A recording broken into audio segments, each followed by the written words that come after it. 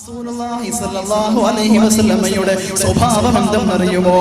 ഇദാ സൂറത്തുൽ മുഅ്മിനൂനിലൂടെ അല്ലാഹു പറയുകയാ, ഖദ് അഫ്ലഹൽ മുഅ്മിനൂൻ, ഖദ് അഫ്ലഹൽ മുഅ്മിനൂൻ. സത്യവിശ്വാസികൾ വിജയിച്ചിരിക്കുകയാണ്, സത്യവിശ്വാസികൾ വിജയിച്ചിരിക്കുകയാണ്. യഥാർത്ഥരായ സത്യവിശ്വാസികൾ, സത്യവിശ്വാസത്തിന്റെ എല്ലാ ഗുണങ്ങളും പൂർത്തീകരിച്ചവർ, അവർ വിജയികളാണ്.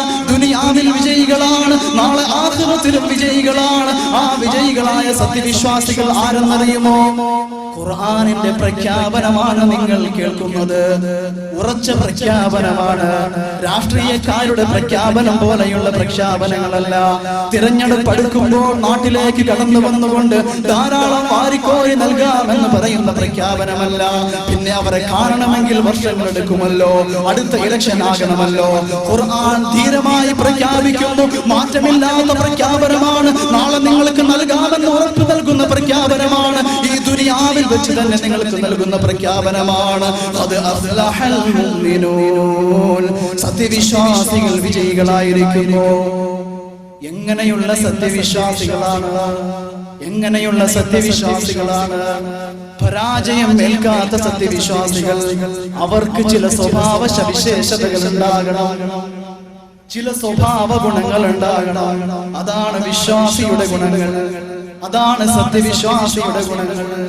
പ്രിയമുള്ളവരെ, എന്നെ ശ്രമിക്കുന്ന സഹോദരന്മാരെ, സഹോദരിമാരെ, ഖുർആൻ പറയുന്നു, നിനക്ക് ദുനിയാവിൽ വിജയമുണ്ടാകണമെങ്കിൽ, നിനക്ക് ആഖിറത്തിൽ വിജയമുണ്ടാകണമെങ്കിൽ, കത്തിക്കാളുന്ന നരകത്തിൽ നിന്ന് നിനക്ക് രക്ഷ നേടണമെങ്കിൽ, സ്വർഗത്തിൽ നിനക്ക് ഉന്നതമായ സ്ഥാനം നേടണമെങ്കിൽ ഖുർആൻ പറയുകയാണ്, സഹോദര സഹോദരി, എങ്ങനെയുള്ള സത്യവിശ്വാസിയാകണം?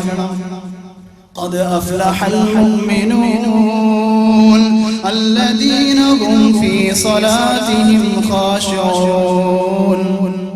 നമസ്കാരങ്ങളിൽ ഭയഭക്തി പുലർത്തുന്നവരാണ് യഥാർത്ഥരായ സത്യവിശ്വാസികൾ. നമസ്കാരങ്ങളിൽ വിനയത്തോടുകൂടി നിൽക്കുന്നവരാണ്, നമസ്കാരത്തിൽ പേടിയോടുകൂടി നിൽക്കുന്നവരാണ്, നമസ്കരിക്കുന്ന സന്ദർഭത്തിൽ അല്ലാഹുവിനെ ഓർക്കുന്നവരാണ്. അവരാണ് യഥാർത്ഥമായ സത്യവിശ്വാസികൾ.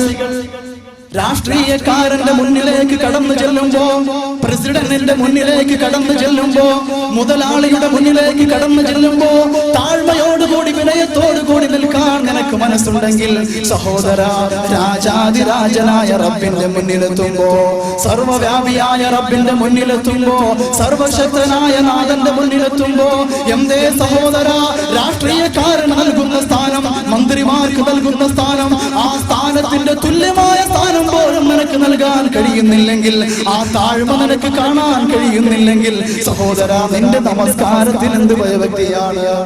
നിന്റെ നമസ്കാരത്തിൽ എന്ത് പേടിയാണ്? നിനക്ക് വിജയിയായി തീരണമോ? ഒരു സത്യവിശ്വാസിയുടെ സർവ്വഗുണങ്ങളും നിനക്ക് സാംശീകരിക്കണമെങ്കിൽ ഖുർആൻ പറയുന്നു, നമസ്കാരത്തിൽ ഭയഭക്തി ഉണ്ടാകണമേ, നമസ്കാരത്തിൽ ഭയഭക്തി ഉണ്ടാകണമേ. താഴ്മയോടുകൂടി നിന്ന് നീ നമസ്കരിക്കണമേ, താഴ്മയോടുകൂടി, വിനയത്തോടുകൂടി, ഭയത്തോടുകൂടി നീ നമസ്കരിക്കണമേ.